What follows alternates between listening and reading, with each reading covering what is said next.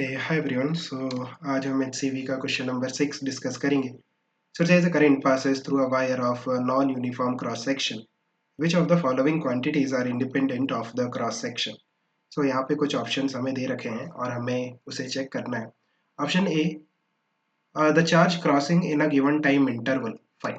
सो देखो काफ़ी सिंपल सा क्वेश्चन है. लेट्स से हमारे पास एक वायर है.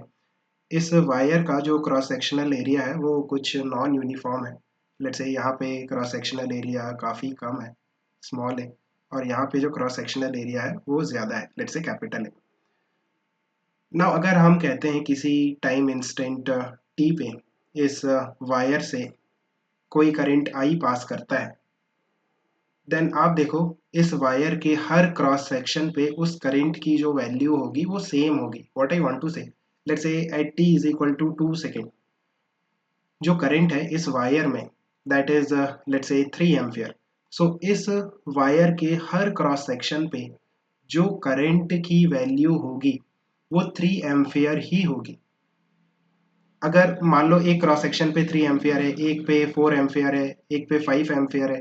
सो इससे क्या होगा कि जो कंजर्वेशन ऑफ चार्ज है ना वो वैलिड नहीं होगा.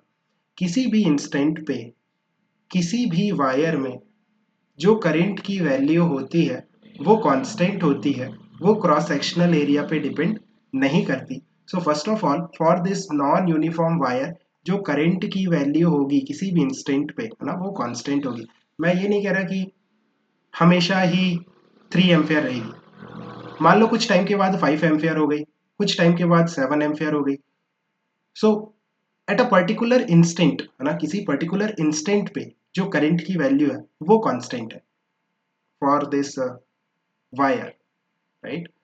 सो अगर हम कहते हैं कि I कांस्टेंट है, देन आप देखो जो करंट डेंसिटी होती है वो होती है I upon A. Now I जो है वो कांस्टेंट है, बट जो क्रॉस सेक्शनल एरिया है वो कांस्टेंट नहीं है. इट मीन्स जो करंट डेंसिटी होगी वो भी कांस्टेंट नहीं होगी. सो आई थिंक करंट डेंसिटी एक जगह है ना, हाँ करंट डेंसिटी ये जो है वो क्रॉस सेक्शनल एरिया पे डिपेंड कर जाएगी, राइट. अगर हम ड्रिफ्ट वेलोसिटी की बात करें, देन ड्रिफ्ट वेलोसिटी क्या होती है, I is equal to n e A v d, right. Now I जो है वो कांस्टेंट है हर क्रॉस सेक्शन के लिए. स्मॉल n जो नंबर ऑफ इलेक्ट्रॉन्स है, number of free electrons per unit volume, वो कांस्टेंट होगा इस वायर के लिए बिकॉज वो मटेरियल पे डिपेंड करता है, वो क्रॉस सेक्शनल एरिया पे डिपेंड नहीं करता. जो स्मॉल n है वो मटेरियल की प्रॉपर्टी है. लाइक अगर ये जो वायर है ये कॉपर से बना हुआ है, देन कॉपर के लिए स्मॉल n की एक फिक्स्ड वैल्यू है, वो क्रॉस सेक्शन पे डिपेंड नहीं करेगी, right. So small n is also constant. I constant हो गया. E that is the charge on one electron, ये तो कांस्टेंट रहेगा. सो अगर ये तीनों कांस्टेंट है it means A into v d, इसका प्रोडक्ट भी कांस्टेंट होगा. What is A, cross sectional area, and v d that is the drift speed. अगर A इंटू वी डी ये कांस्टेंट है, देन आप देखो जो क्रॉस सेक्शनल एरिया है अगर ज़्यादा होगा देन जो ड्रिफ्ट वेलोसिटी है वो कम होगी, राइट. बेसिकली ये दोनों इन्वर्सली प्रोपोर्शनल होंगे. अगर क्रॉस सेक्शनल एरिया इंक्रीज हो रहा है देन ड्रिफ्ट वेलोसिटी डिक्रीज होगी. सो जो ड्रिफ्ट वेलोसिटी है वो भी क्रॉस सेक्शनल एरिया पे डिपेंड कर जाएगी, है ना. So drift velocity cross sectional area पे डिपेंड कर रही है, करंट डेंसिटी भी डिपेंड कर रही है. जो फ्री इलेक्ट्रॉन्स है, number of free electrons per unit volume that is small N, right, वो मटेरियल की प्रॉपर्टी जो कि अभी हमने डिस्कस किया वो क्रॉस सेक्शनल एरिया पे डिपेंड नहीं करेगी. सो ऑप्शन डी करेक्ट है. ऑप्शन ए की बात करें, the charge crossing in a given time interval. So आप देखो कितना चार्ज किसी क्रॉस सेक्शन से पास करेगा. Actually I is dq by dt. So dq that is equal to I into dt. dq जो चार्ज है, राइट, dt टाइम में किसी क्रॉस सेक्शन से पास करता है. देखो I की जो वैल्यू है वो कांस्टेंट है हर क्रॉस सेक्शन के लिए, और dt जो है वो भी कांस्टेंट होगा हर क्रॉस सेक्शन के लिए. सो जो dq होगा ना वो भी हर क्रॉस सेक्शन के लिए कांस्टेंट होगा. लाइक dt टाइम में हर क्रॉस सेक्शन से जो अमाउंट ऑफ चार्ज पास करेगा उसकी वैल्यू होगी I into D T.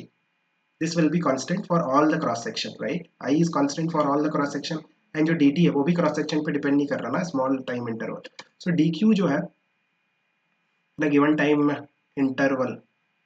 So given time interval अगर हम डी क्यू कहते हैं वो सभी के लिए सेम है, then what is q, that is integration of d q, that is equal to integration of I d t, right. ये भी आपका हर क्रॉस सेक्शन के लिए सेम होगा from let's say t1 to t2, right. The value of charge that is passing through a given cross section in time interval t1 to t2. That is this term, which is constant for all the cross section. Hope you have understood. Keep working on. Best of luck. Bye.